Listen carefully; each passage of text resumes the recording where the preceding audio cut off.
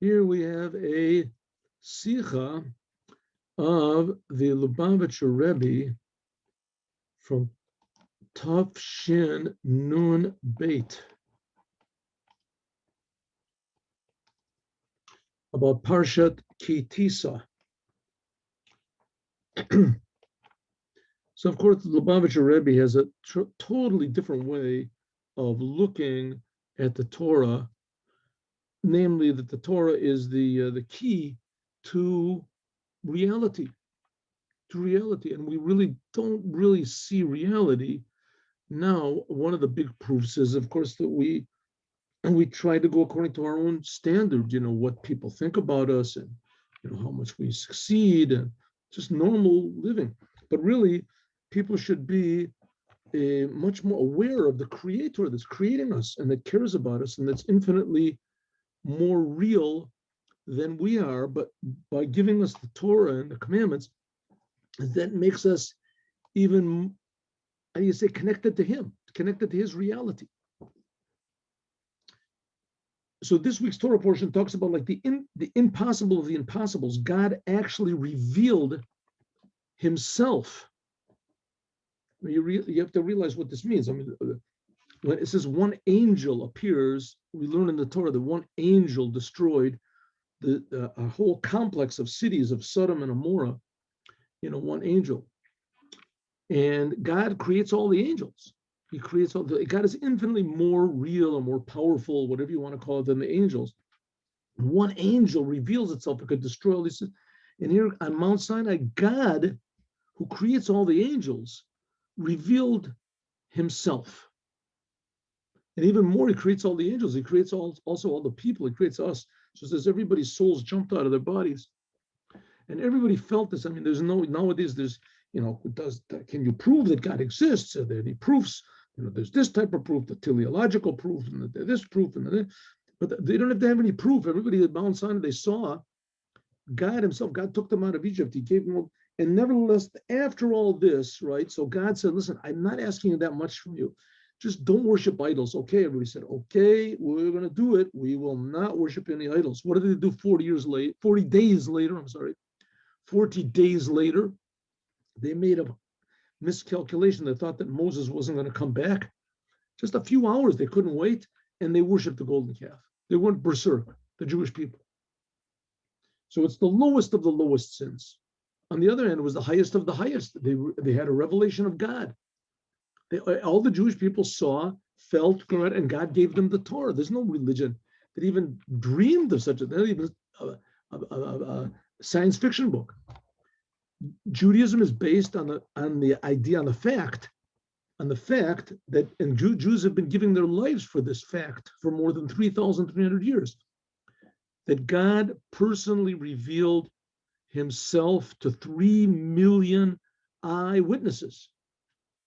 Right? All the other religions are based on one person or two people.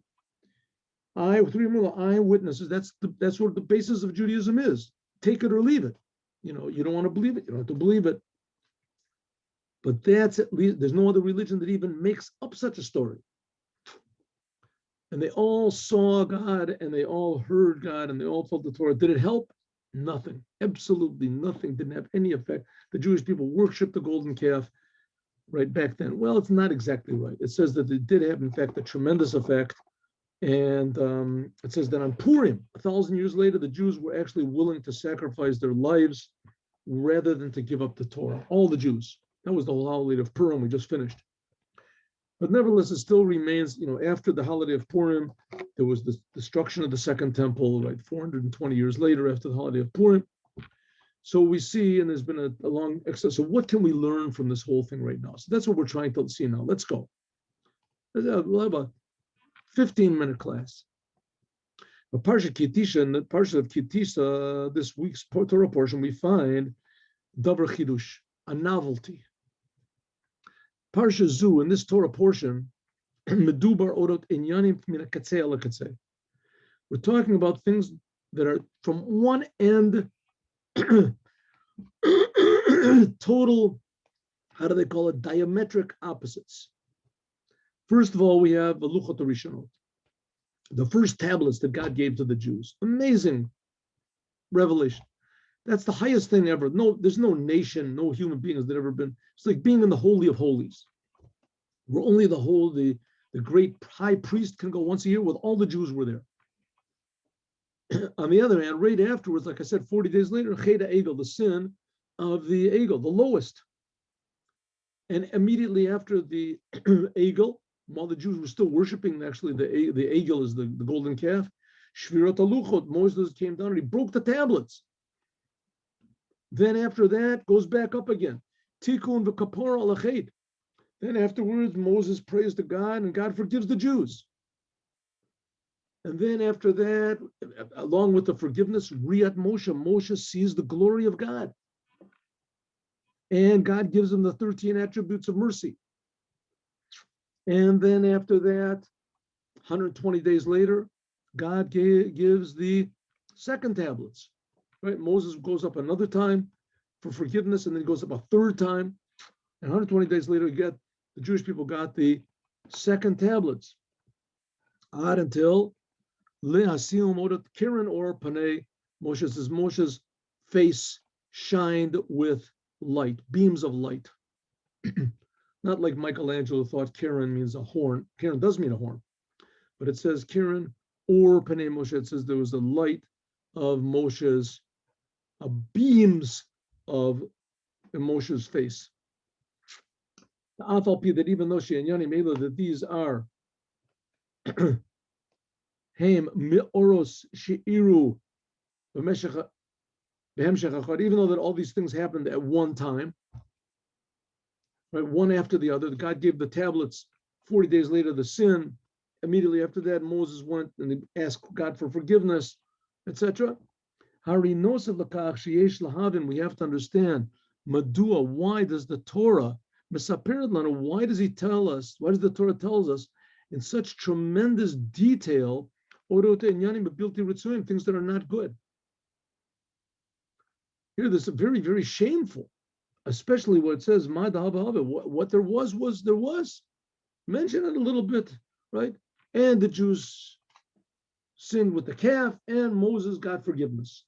That's all. You don't need to tell more than that. No, whole big story that Moses went up, and the people said maybe he's not coming down, and then Moses and Aaron tried to stop them, and then they took off their earrings and they built a thing, and they said this, and they went to that, and Moses heard it, and he came down, and he broke the tablets.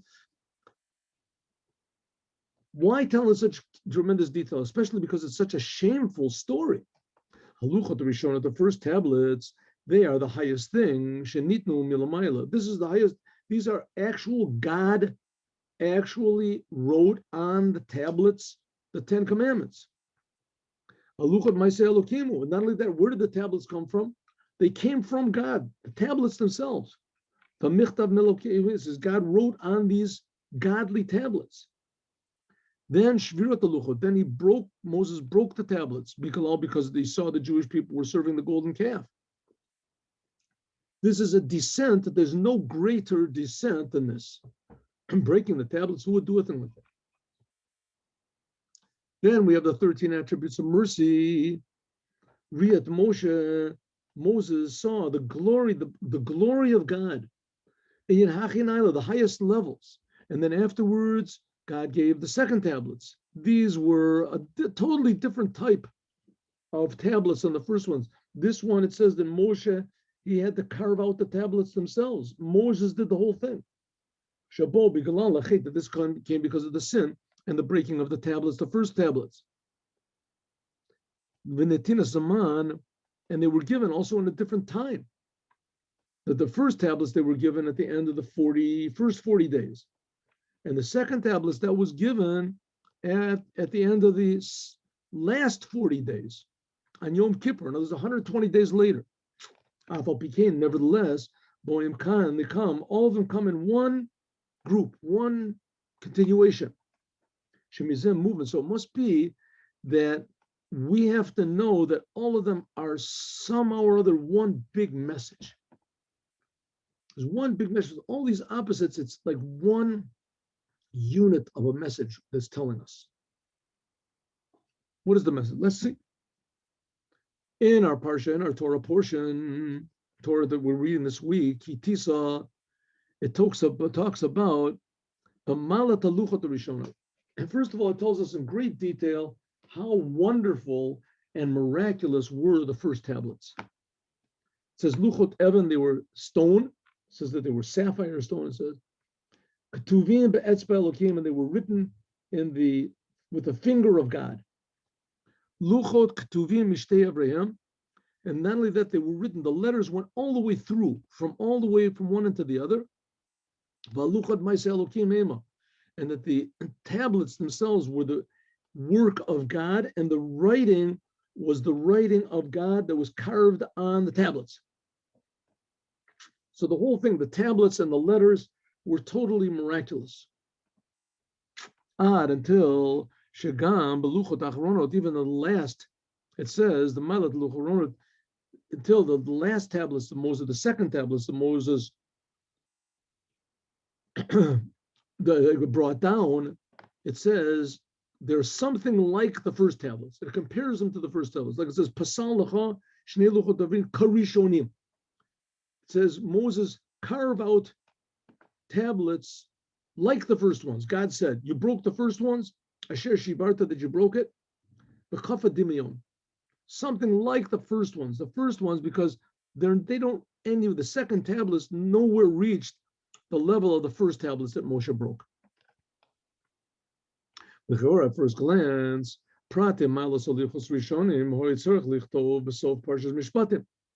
it should have been written at the end of Parshat Mishpatim. There it talks about the main thing, where it talks about the tablets, the first tablets.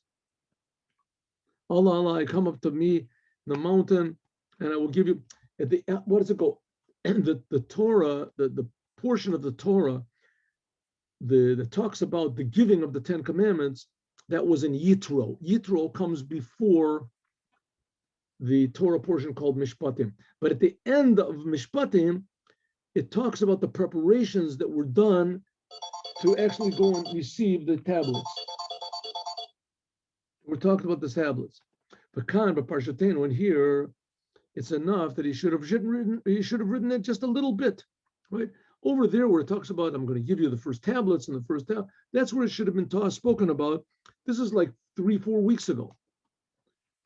It should have just spoken here that God gave Moses the tablets when he spoke to him, right? Luchot Evan. It should have talked about what they're made of and how God made them and how high they are. That should have been spoken about a few weeks ago when God was talking about the preparations and what Moses was about to receive in Mount Sinai. So here in this week's Torah portion, it takes a little bit too much time talking about how wonderful and how high and how great the tablets were.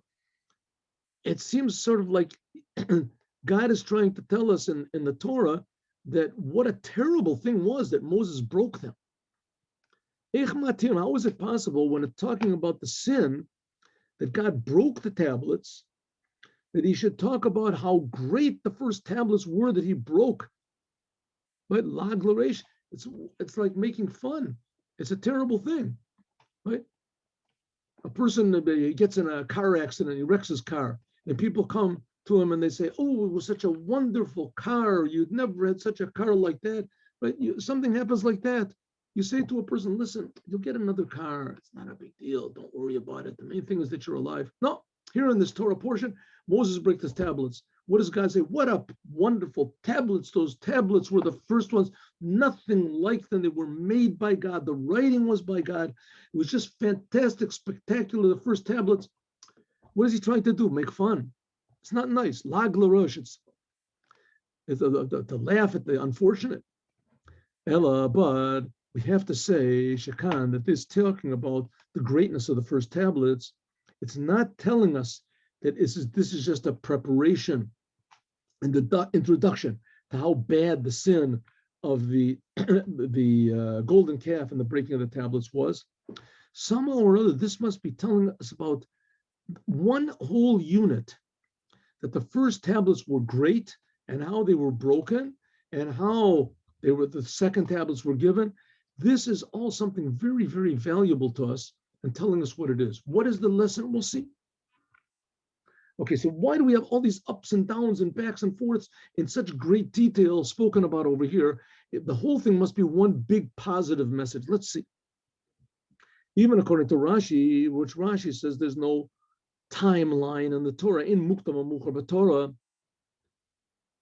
Rashi says that the order that things are spoken about in the Torah is not necessarily the order that things occurred. According to Rashi, says Maisa, even according to Rashi, and that he says that what's written in the Torah is not necessarily the order that it occurred, but Rashi will agree that Maisa Egel Kodem Letzivoy Melechas Mishkan, that Maisa Egel, that the golden calf, the commandment, the sin of the golden calf, it came before the things we just finished talking about in Parshas Truma Tetzaveh, the building of the temple, the building of the tabernacle. Why? Because on the 17th day of Tammuz, the tablets were broken.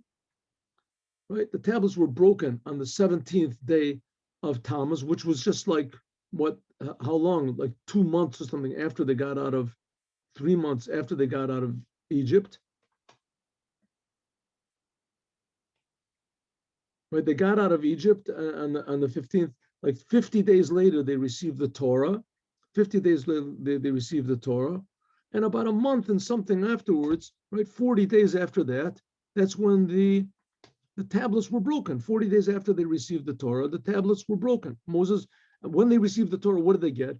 They heard the 10 commandments. God said the first two, and they couldn't take it, and Moses said the rest. That's what they heard. They all heard the 10 commandments. Moses went up on Mount Sinai for 40 days, and he was going to come down with the 10 commandments and all the explanation. But what did he come down? He came down to be greeted by everyone worshiping idols. So it says that the tablets were broken on the 17th day of Tammuz, about, let's say, 4 months after the Jews got out of Egypt. Then after that, Moses went up 2 more times, and God forgave him on Yom Kippur. And after the day after that, they began giving to the Mishkan. So if so, at first glance, this is not an explanation on what's going here on the first tablets. Shemakomo, it should have been written as Sof Parshas Mishpatim, like we said before. And also the main thing is, according to what it says, that it was Ein Muktam Amuchar B'Torah. There is a reason for this. Also, everything is very, very exact in the Torah. If so, we have to understand why are all of these details mentioned here again in Parshas Tisa.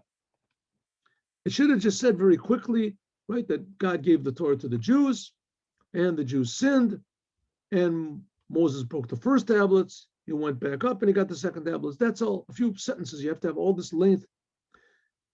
In addition, it says, Muva Korov Siyama Parshat Od Inyan Shalachiora Ein Shaychut Kalal. The commandment in this Torah portion is written, the commandment of the 3 holidays. The holiday of Pesach and of Sukkot and of Shavuot. Why is that? What's that got to do with the breaking of the tablets and the receiving of the tablets? The receiving of the tablets and the sin of the golden calf and the breaking of the tablets, receiving a second pair of tablets. What's that got to do with this week's portion? So in just summary, this week's Torah portion speaks in very great length about the sin of the golden calf, the breaking of the tablets, how wonderful the tablets were, and how Moses went up again and got forgiveness from God and received the second tablets. Why are all these things all mentioned all together? What is the lesson that we can learn from this? Number 2, why is in this week's Torah portion is also mentioned the holidays? What's that got to do with the holidays? All of this and more we'll discuss tomorrow. Be with us at 8:30. I'm sorry, at 8:15 is Chasidut tomorrow, and 9 o'clock is, and we'll continue the Sicha. Have a good day with Moshiach now.